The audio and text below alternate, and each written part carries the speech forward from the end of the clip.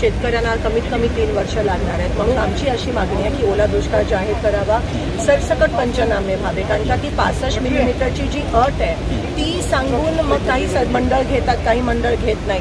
तर ती 65 मिलीमीटरची अट पण रद्द झाली पाहिजे. कारण का तिथे जिथे ते रेन गेज लावतात तिथे पाऊस होत नाही आणि म्हणून म्हणतात 65 मिलीमीटर झाला नाही आणि म्हणून पूर्ण मंडळ त्याच्यातून डावतो. ती मागणी आहे की ती 65 मिलीमीटरची अट जिथे अतिवृष्टी झाली तिथे रद्द करा, सरसकट पंचनामे करा. सरसकट पंचनामे झाल्यावर लगेच 15 दिवसात नुकसान भरपाई त्यांना मिळाली पाहिजे. कारण का मागच्या वेळेस जेव्हा असं झालं त्याची 2 वर्षानंतर पैसे अजूनही मिळाले नाही आहेत. म्हणून ही मागणी आहे. सोलापूर शहरामध्ये ही नैसर्गिक आपत्ती नाही आहे, ही मॅनमेड आपत्ती आहे. कारण का जिथे ड्रेनेजचे पैसे देऊन कोट्यावधी रुपयांची कामं झाली असं दाखवलं गेलं, तिथेच नेमकं पाणी तुंबलं आहे आणि लोक तिथे वाहून जात आहेत, लोकांच्या घरात पाणी शिरलं. अतिशय पूर्णपणे सिस्टीम कोलॅप्स झाली आणि ह्याचं कारण एकच आहे की मागच्या 4 वर्षांनी यांनी महापालिका निवडणुकाच घेतल्या नाही. जेव्हा निवडणुकाच घेत नाहीत तेव्हा लोकप्रतिनिधी नसतात आणि प्रशासनावर धाक ठेवण्यासाठी कोणीच नसतं. म्हणून प्रशासन मनमानी कारभार करत आहे, फक्त टेंडर उचलत आहे, त्याच्यातून पैसे कसे कमवावं त्याच्याकडे लक्ष आहे आणि म्हणून सोलापूर शहराची ही अवस्था झालेली आज दिसते.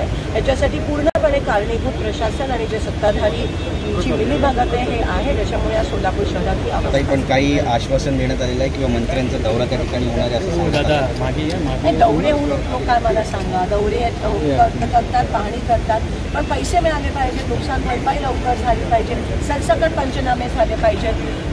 सगळ्यांना त्या ठिकाणी जी कामं प्रलंबित आहे, जिथे जिथे पैसे गेलेत, अमृत योजना असेल, ड्रेनेजची कामं ती लवकरात लवकर झाली पाहिजेत. आणि नेमकं नाही तर ऐन इलेक्शनच्या वेळेस तुम्हाला बाकीच्या योजना सुचतात, पण शहराचा विकास स्मार्ट सिटी नाही वॉट सिटी झाली. नक्कीच. ताई, एक राजकीय प्रश्न तुम्हाला विचारायचा आहे. भारत पाकिस्तान मॅचेस बरेचसे ठिकाणी सुरू झाले, तुम्ही कसं पाहताय आणि हँडशेक मुवमेंट जो होता त्याबद्दल काय? मुळात मॅच झालीच नाही पाहिजे होती. एकीकडे आपण युद्धात आहोत, ऑनगोईंग ऑपरेशन सिंदूर म्हणतात, आणि दुसरीकडे पैसे कमवण्यासाठी, टक्केवारीसाठी, ॲडव्हर्टिजमेंटसाठी BCCI तुम्हाला माहिती आहे काय तिथे, आणि ती आपल्या क्रिकेटर्सवर प्रेशर आहे.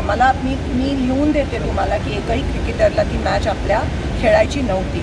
पहिले तुम्ही मॅच खेळवता आणि मग सांगता हँडशेक करू नका. एवढा ड्रामा. आणि आमचे क्रिकेटर काय तुमच्या हातात कटपुतली आहे का? तुम्ही मॅच प्रथम खेळण्यातच का पाकिस्तानची? नक्कीच. एक शेवटचा प्रश्न आहे. आता निवडणुका लागतील असं बोललं जात आहे, बघूया. आता जोपर्यंत त्यांच्यासाठी ॲटमॉस्फिअर नीट होत नाही तोपर्यंत निवडणुका लागणार का नाही ही शंका आहे. अजून काहीतरी योजना आणतील, अजून काहीतरी काढतील. 4 वर्ष आधी होणाऱ्या निवडणुका अजून झाल्या नाहीत आणि म्हणून महाराष्ट्रात आज ही परिस्थिती तुम्हाला दिसून येते. पूर्ण सिस्टीम कोलॅप्स आहे आणि पूर्ण लोकशाहीची हत्या. किंवा अजून थोडे EVM हॅक करतील, अजून थोड्या भोतार याद्यांमध्ये अजून 45,000 खोटी मृत बेपत्ता नावं घालतील आणि मग काँग्रेस आक्रमक भूमिका घेईल. 100% तुम्हाला दिसतंय देशभरात दिल्लीपासून गल्लीपर्यंत आमची भूमिका आक्रमक आहे. आम्ही लोकांसोबत ठामपणे उभे आहोत आणि आज काँग्रेस तुम्हाला रस्त्यावर उतरलेली दिसत आहे.